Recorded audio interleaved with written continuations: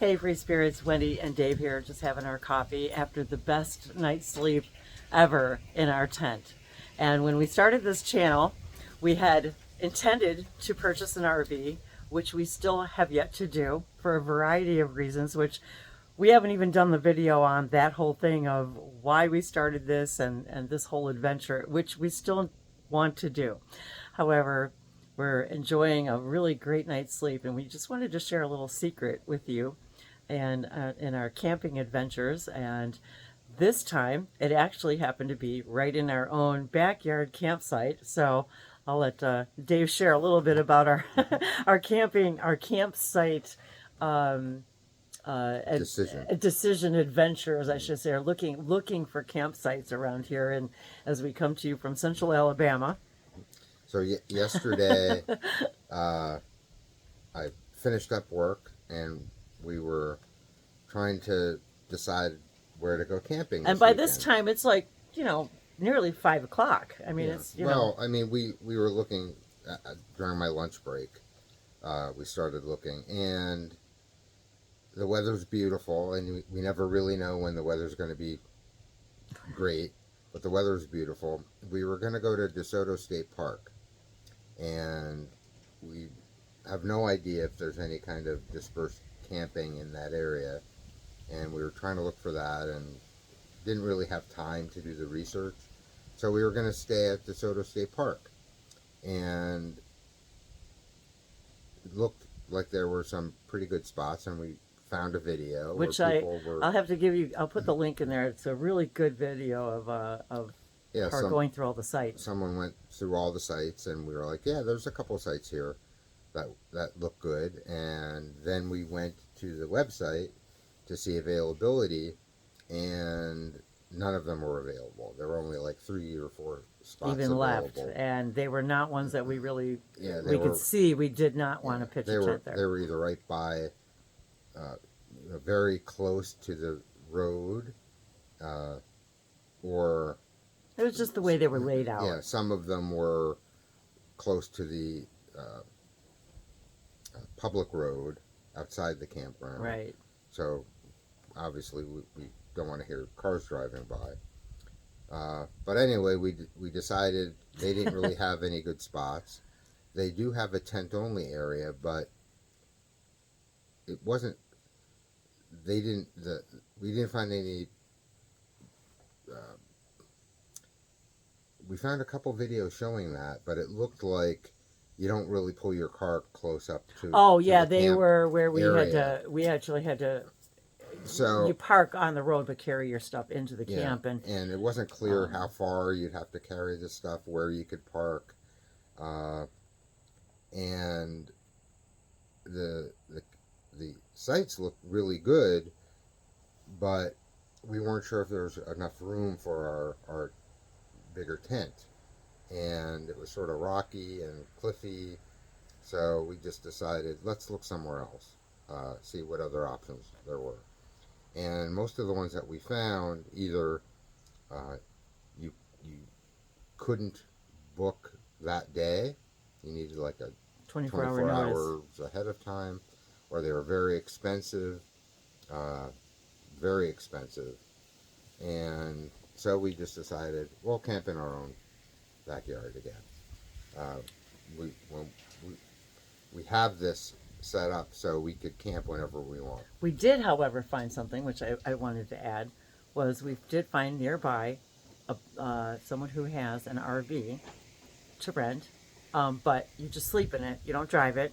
And it's I think it's a 2025, I think you said. Brand new RV. Brand new. That was very expensive. So we could actually, and it was, yes, and they also had a 2-night minimum, and it was already booked, and it's already, so it won't be available for a couple more weeks. But it did show us, too, that you could actually stay in an RV just sitting still, just to see if you even like the environment, the internal environment of it. And it's a longer RV than, it's a 44-foot, which is longer than something we would want to buy.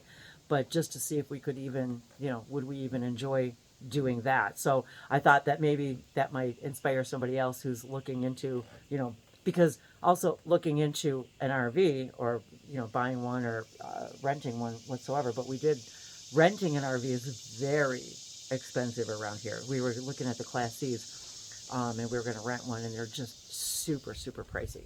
And I think this particular campsite with an RV on it was actually very nice. I have seen on, And we found that on what, Hip Camp? I think we found it on Hip Camp. Yeah. There were some Airbnbs that I've seen, not specifically for this weekend, that were RVs, but they were just basically RVs set up in some guy's yard. This was very nice. It was in a nice wooded area. There's creeks and trails and all kinds of cool stuff.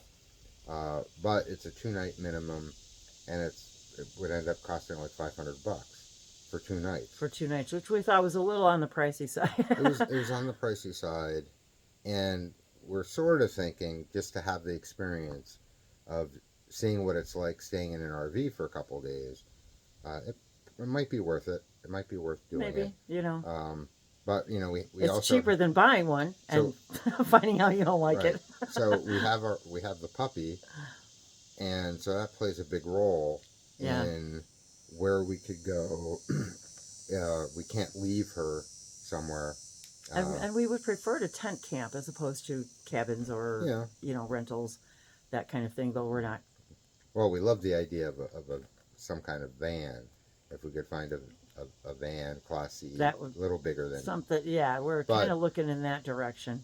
And a lot of that has to do with also having a environmentally controlled spot for Abby, our puppy, while we go and do stuff where we can't take her. I'm sure a lot of you understand who have pets.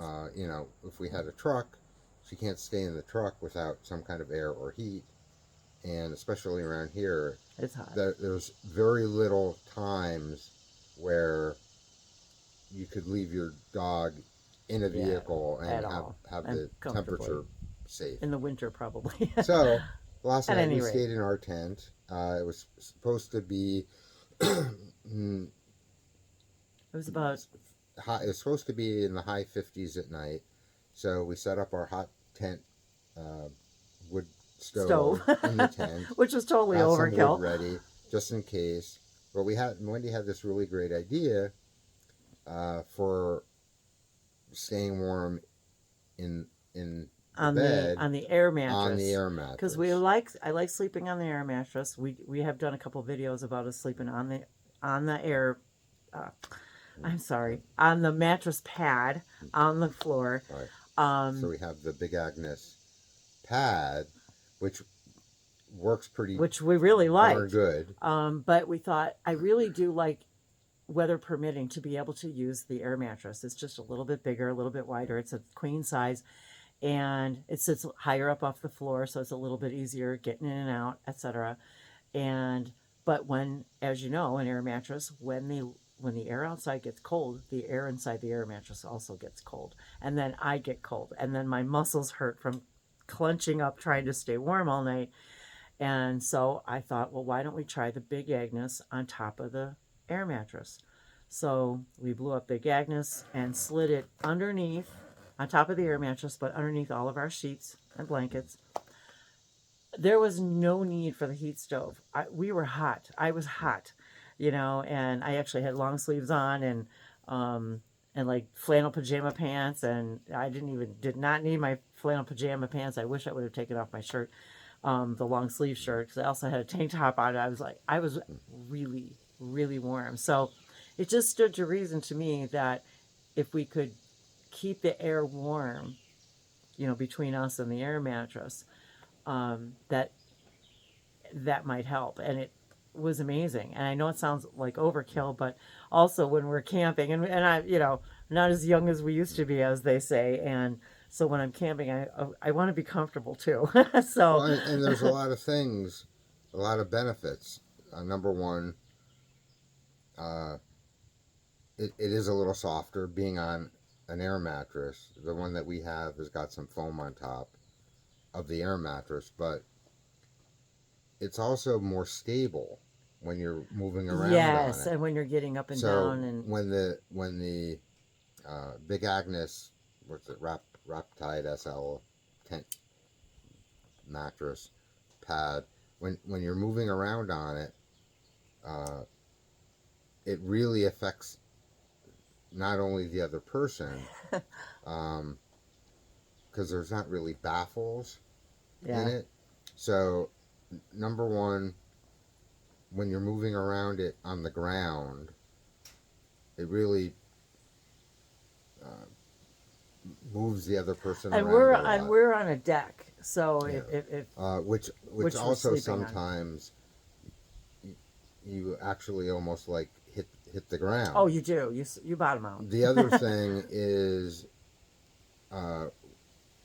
if you're laying on it if you're only one person laying on it, it also doesn't really work that well. So we fill it up as much as we think it'll fill. One person, because the mattress is so big, you sort of sink down in it too much. It's still okay, but Oh, it still works great, and it it works keeps you much warm. better with two people. But if Yeah.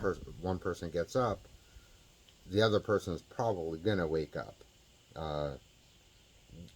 Now, with this on top of the air mattress, it's much less of that issue. Yeah, And it was nice. even if you do bottom out, you don't notice it as much because you're still on an air mattress.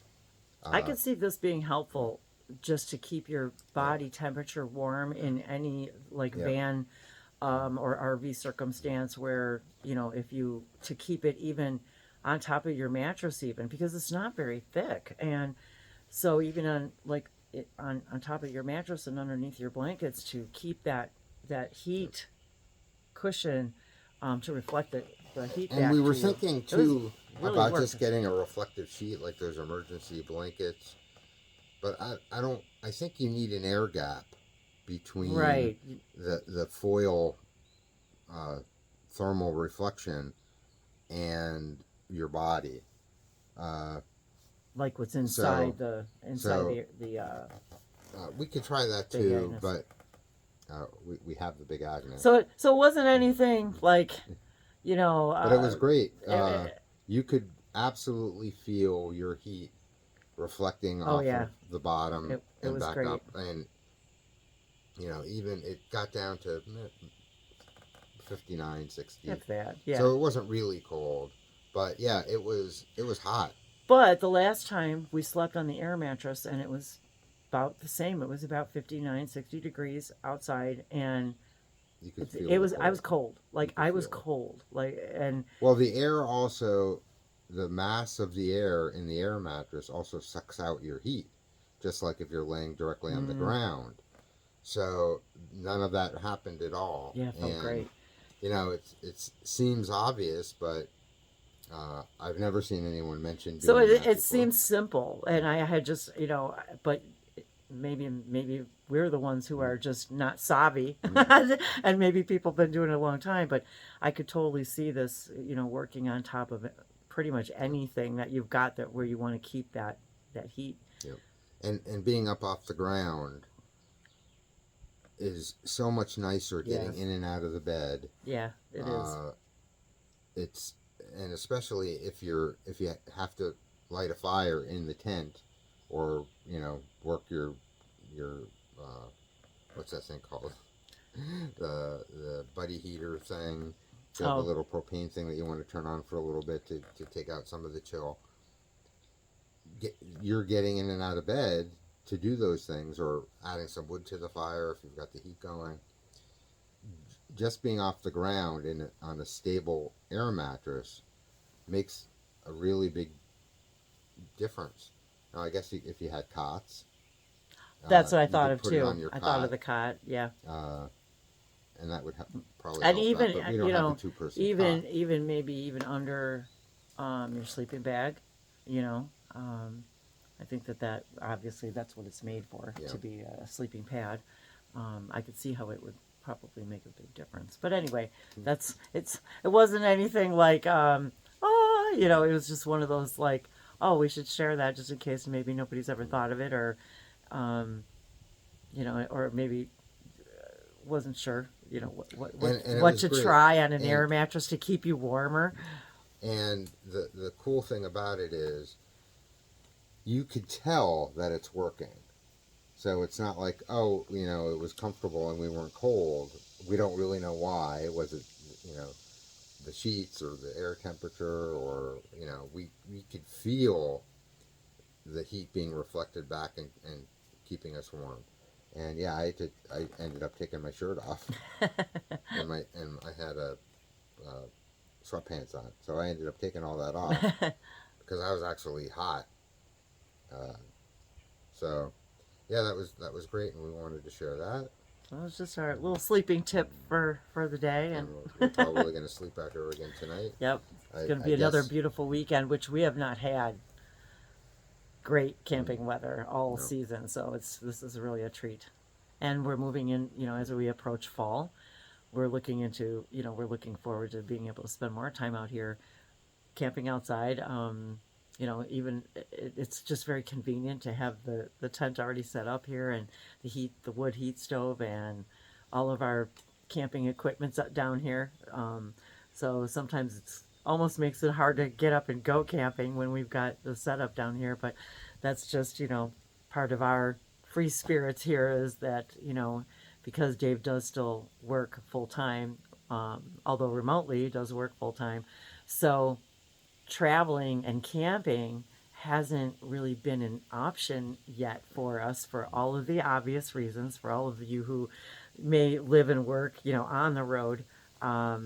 You need a lot of stuff to be able to, especially with Dave's situation, because he uses a multiple laptops per day.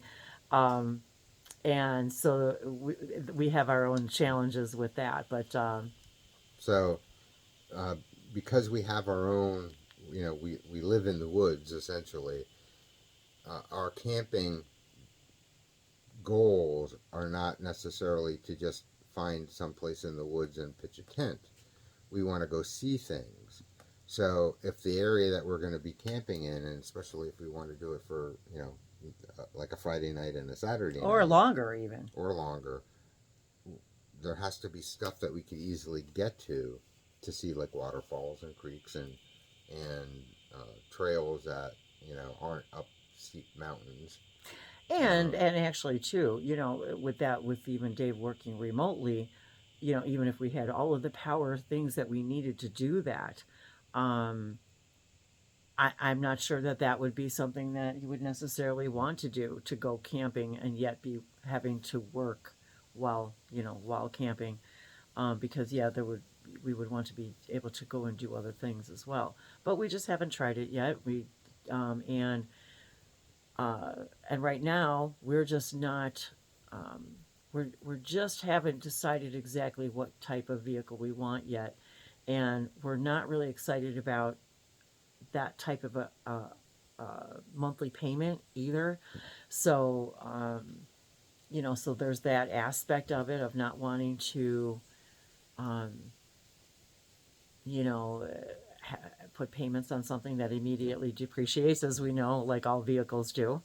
Um, so yeah, there's that too. Yeah, we watch a lot of videos about uh, RV related things and power, and Yeah, and a lot of how things. to uh, how to power your All your systems. systems. And yeah, That's a all your perfect systems. word. And it's, if you add up the actual usage of how much power you need, especially if you're going to be boondocking for several days. Sure, it goes without saying if you're going to a campground with plugins, but that's Yeah. not really That's not what we're do. off. That's not what So we're after. you really need a lot of power available to you, and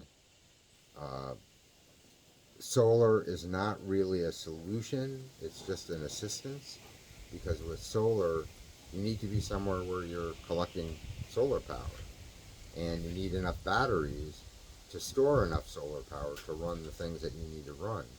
Now, a couple laptops isn't that big a deal, but if you need to have air conditioning running, a refrigerator running, And making coffee. we do not have power down here No. either. We could run power from the house, but we do not have power down here because we like to act as if, Right. you know, and Dave does work down here. Sometimes he will come down here and sit and work from the laptop, but it's just logistically easier because he's always shuffling laptops just to be up at the house, and because everything's always, of course, in need of charging.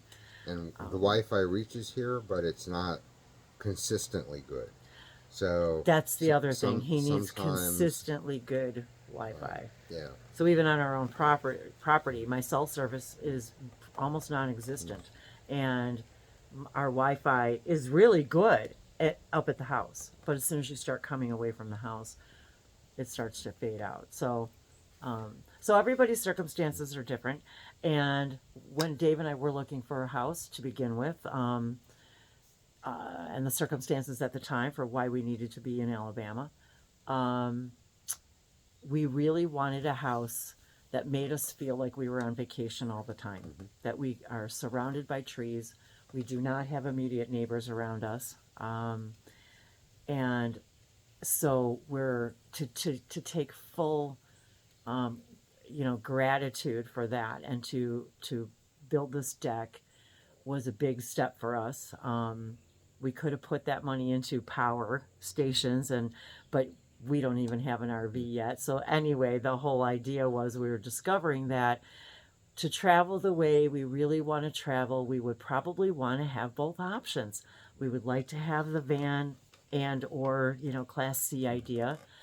And we'd also like the option to be able to camp if we wanted to in our tent. And it may sound crazy, but and I love, we have our own compost toilet and little, bathroom tent, as you may have seen in some of the other videos. So we like having our own, stuff with us, as a lot of you, I think, may, feel that way too.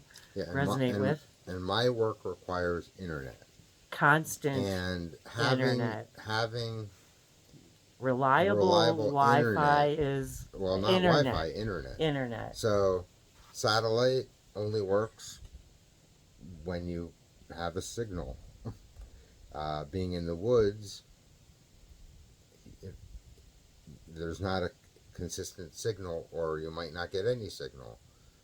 Not being where there's cell service, you have no internet. You can't amplify no signal. So right. And we found around here there's just no signal. So having the power to run your computers when you can't have internet is useless. So we're not sure exactly how to do that, but right now, we're and we like having a home base. We're not looking to work on the road. Yeah, exactly. But these are all things that we're considering. Have considered. And if we wanted to get some kind of RV to be able to, travel for more than a couple days, and maybe also work during that time, all those things have to work. And we know even to go away for a week we or need two. We need a battery power station. We need a generator, because that's the only way that you could reliably make sure that the batteries are full. Having solar is actually secondary, but it would be nice to have solar also.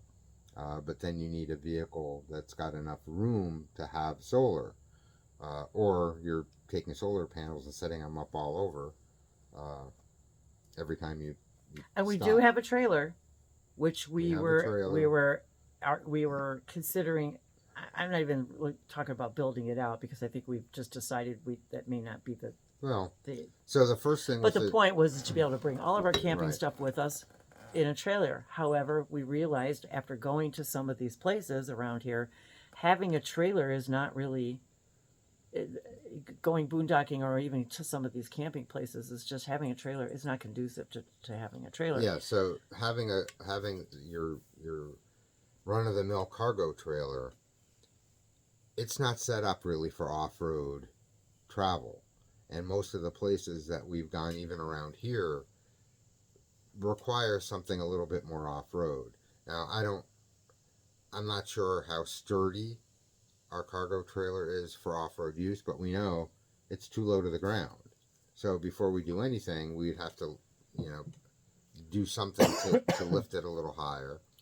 I mean, we watch a lot of videos where people, are barely get their trailers Here in through. Alabama, and a lot of the homes and towns, when we were looking for a home here, with that, and we had that trailer, and we had most of our belongings in it.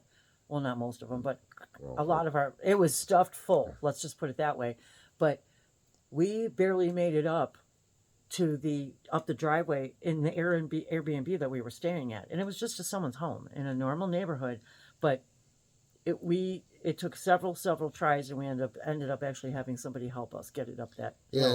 And it kind of sort of created an issue with the trailer, and it was because it was over full, and so even driving one of those trailers through parking lots that have bumps in them to get off the road and stuff, we bottomed out the back of the trailer, and it's just too low. But we haven't eliminated that idea, but we want to figure out what we really need want to do before we start spending time and effort, and that's also why we got stuff so we could car camp, and be able to have a lightweight, small tents and equipment to throw in the back of the truck and be able to fit everything that we need, and to be able to go somewhere. Now, I don't know that we're going to be able to do that once it gets colder with that setup, but... And of course, our canvas tent is set up to be easily removed off of the deck to take camping. But we discovered was in the truck alone. Exactly, that will not fit in our truck. So that's why we ended up getting a smaller a lighter pop-up instant tent. So for quick jaunts, because we realized without the trailer we can't carry all of these things in our small SUV along with the dog. So, and we're still not sure what the rules are as far as having a fire stove in your tent at a campground that says you're only allowed to have fires in the fire rings. So a wood fire inside, and I think I would say that would also be banned. A wood fire inside your tent in a place that has a fire ban. I would think so. That's why we also have not even a fire ban, just rules about where you can have your fire. Where you can have your fire. Other than the fire ring, that's true. So if you had a propane, because you could just shut it off and it turns off. That's which we have also a little propane. Yeah, and we just watched a video the other day talking about fire bans and understanding what it really means and figuring out what the current fire ban setting is for that town is like very difficult. It's hard to find. Different everywhere, and a level 3 means something different everywhere. And what does that really mean? And what can you do? What aren't you supposed to do? And certainly we wouldn't want to do anything that could potentially create a fire hazard.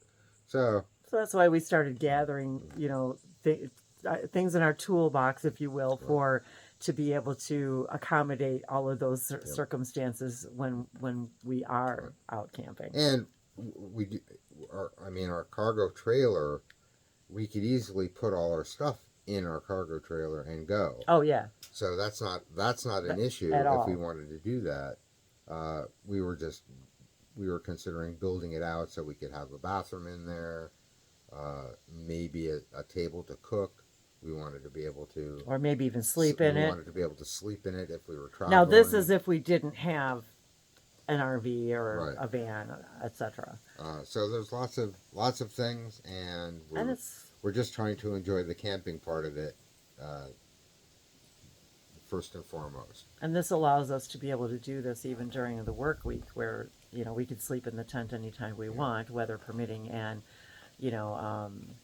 and to be able to just walk up to the house and have everything we need I can cook down here. I can make coffee down here, or we have it as we look at it as kind of having like at a campground, and then there's kind of the lodge area where you go up, and there's the bathrooms and the showers, and a place to maybe get coffee and breakfast, but you still have the option to cook in your in your own camp area.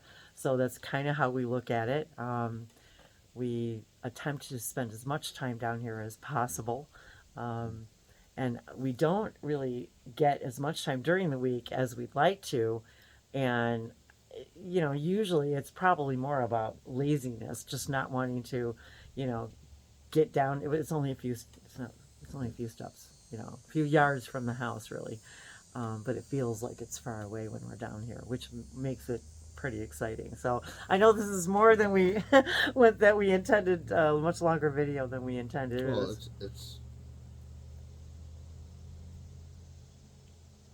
it's like 150 feet. Well, and I can take a moment to show you, a little quick zoom around so you can kind of see our little area here. But the puppy slept with us in the tent last night and did in her pretty crate. good, She did pretty good.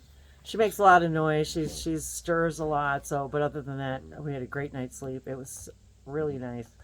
So yeah, just wanted to share that little discovery with you about keeping warm, sleeping outside. So thanks for hanging out, and we'll bring more trips and information, and even if it's from our own backyard. Yeah. Just because remember, everybody, there's the word journey begins and ends with the word joy. So may there always be joy in all of your journeys. Thanks, everyone.